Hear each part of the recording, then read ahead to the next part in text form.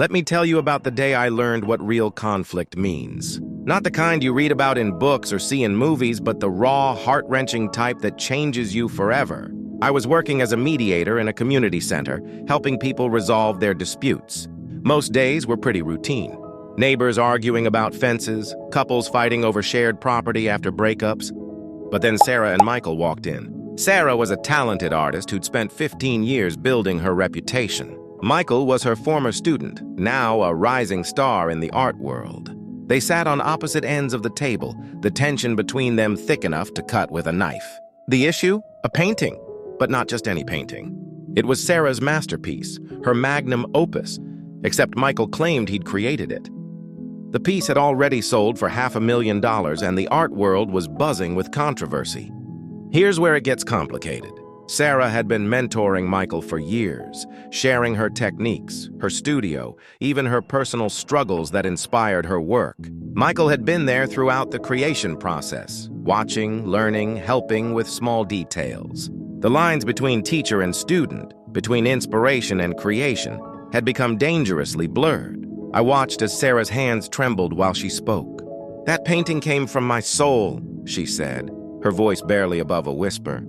"It was born from the night I lost my mother, from the months of grief that followed." "How dare you claim it as yours?" Michael leaned forward, his young face etched with both defiance and pain. "I spent hundreds of hours on that piece. You guided me, yes, but every brushstroke came from my hand. The technique might be yours, but the vision was mine." The truth, as I would soon discover, lay somewhere in the murky waters between their versions. Sarah had indeed conceived the initial idea, but Michael had transformed it into something new, something neither of them could have created alone. As the hours passed in that small room, I watched these two artists, teacher and student, mentor and protege, tear each other apart with words sharper than any knife. Their conflict wasn't just about the painting anymore. It was about betrayal, about trust, about the fine line between inspiration and theft. The real breakthrough came when Sarah pulled out her sketchbook. Pages upon pages of preliminary sketches for the painting, dated months before Michael had even entered her studio. But then Michael showed us photographs of the work in progress. Subtle changes, new elements, his own pain and interpretation woven into every layer. That's when I understood something profound about conflict.